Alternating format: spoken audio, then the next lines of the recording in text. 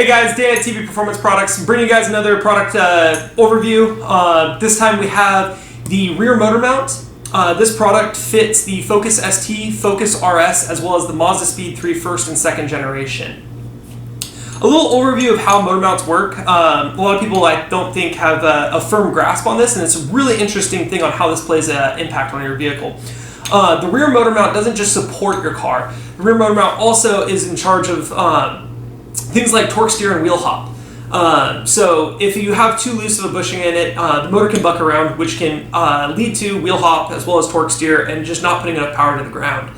The OEM mount is made out of like a pretty soft rubber. Bushing's about that big around. It's a pretty large bushing. We'll discuss that in a second. And so aftermarket units, the whole point of that is to replace that to increase performance and give you guys a better driving experience. Now, every aftermarket company has its own way of going through and making a motor mount. You'll see CNC machined ones, you'll see ones that are TIG welded together like the one I have here. And you'll also see bushing differences, whether there's large bushings, small bushings, and solid motor mounts.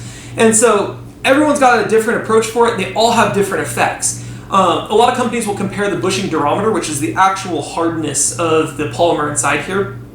A lot of companies will use like a 78A or an 88A durometer.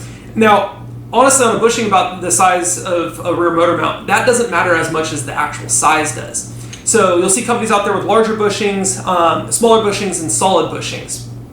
And the smaller your bushing, the higher the performance, all the way out to like a solid motor mount. And the larger the bushing, the less the performance, but the more comfort. And that's why the OEM has such a large diameter.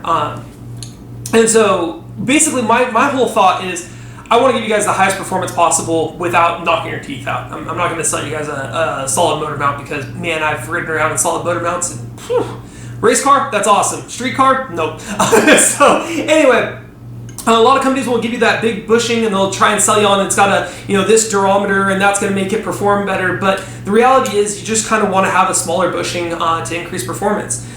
So my bushing is a 1 3/4 diameter bushing.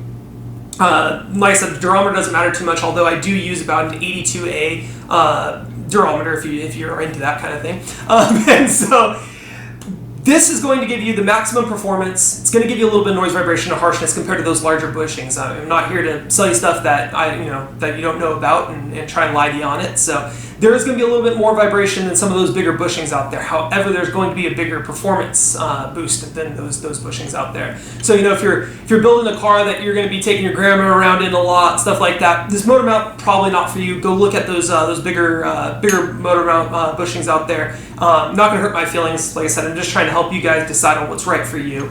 But if you're looking for something that you can take out to the race night or go take it up to the canyons or the occasional track day, this motor mount's going to perform better than those larger bushings out there. So anyway, like I said, it's going to give you a little bit of noise, vibration, and harshness, but it's going to perform. And I mean, the feeling as you shift through gears, it's just really direct. It feels awesome. I love it. I have them on my own personal cars. I've been using this on my own personal MazdaSpeed3. I ran that for about 5 years straight. Daily driver as well as sometime track day toy. So I hope that helps you guys decide on what kind of motor mount you're looking for. And if you guys have any questions about the bushing size or bushing durometer and how that all interplays, just leave me a comment or shoot me an email. I'd love to talk about this. It's kind of a nitty-gritty engineering thing, and I mean, if you guys know me, I like those nitty-gritty engineering things. So hope that helps. Like I said, got any questions, go ahead and ask me, and I'll keep these product videos coming for you guys. Thanks.